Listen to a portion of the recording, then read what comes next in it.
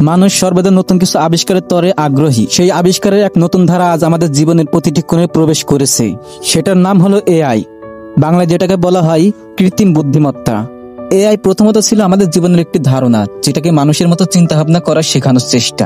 সেটা আজ আমাদের ফোনে, আমাদের কাজে, আমাদের ঘরে, এমনকি আমাদের প্রতিদিনের সঙ্গী। এআই এটা শুধু আমাদের কাজের ভার কমায় না, আমাদের চিন্তা ভাবনা শক্তিকেও প্রসারিত করে। এআই আমাদের জন্য কি কি কাজ করতে পারে? এটি আমাদের প্রশ্নের উত্তর দেয়, সমস্যার সমাধান দেখায়, এমনকি আমাদের জীবনের কল্পনাকেও বাস্তবে রূপ দিতে সাহায্য করে। কিন্তু এই যন্ত্রমনের সাথে আমাদের সম্পর্ক কেবল সুবিধার নয়, এটি আমাদের ভাবনার দিক নির্দেশকও হতে পারে। মানুষ ও যন্ত্রের মিলনস্থল এখন এক নতুন অধ্যায়ের সূচনা করেছে, যেখানে আমরা আমাদের স্বপ্নকে আরো বড় করি এবং এআই সেই স্বপ্নকে বাস্তবের সাথে সংযুক্ত করে। একদিন হয়তো আমরা বলবো আমরা যন্ত্রকে তৈরি করিনি, বরং একসাথে নতুন দুনিয়া আবিষ্কার করেছি।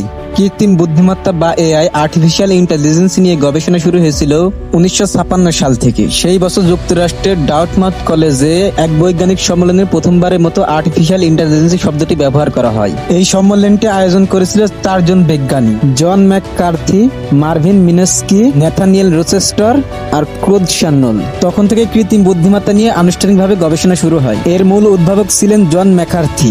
এআই দিয়ে যেমন ভালো কাজ করা যায়, তেমন এর কিছু খারাপ দিকও আছে। এর প্রথম ভালো কাজ হলো স্পিড এন্ড অ্যাকুরেসি, যেটাকে দ্রুত নির্ভুল কাজ করা বলা হয়। দ্বিতীয়টা হলো হেলথ কেয়ার সাপোর্ট, রোগ নির্ণয়, এক্স-রে বিশ্লেষণ, আবিষ্কার, ঔষধ, এসব কাজ এখন এআই খুব সহজভাবেই করে দিয়েছে।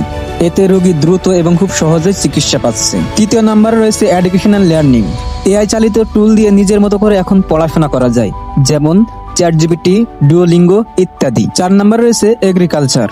সেচ, আবহাওয়া, মাটির গুণমান ইত্যাদি বিশ্লেষণ করে কৃষকদের পরামর্শ দিতে পারে। 5 নম্বরে রয়েছে ব্যবসা ও অর্থনীতি।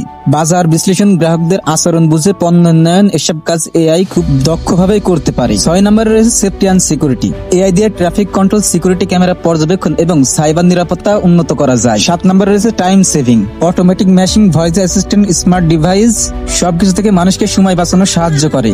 এআইয়ের কিছু খারাপ দিকও আছে। এবার চলুন তুলে ধরা এআইয়ের কিছু খারাপ দিক। এআইয়ের খারাপের দিকে 1 নম্বরে আছে জব লস।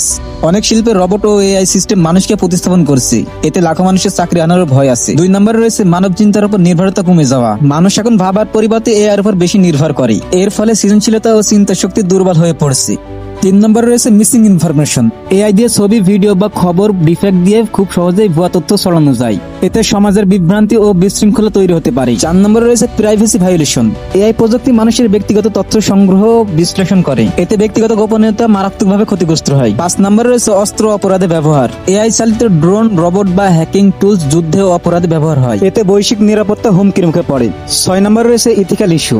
এআই সবসময় সঠিক সিদ্ধান্ত নেয় না, কারণ এতে নৈতিক বোধ নেই। অনেক সময় বিএসএর তথ্যের ভিত্তিতে ভুল সিদ্ধান্ত নেয়।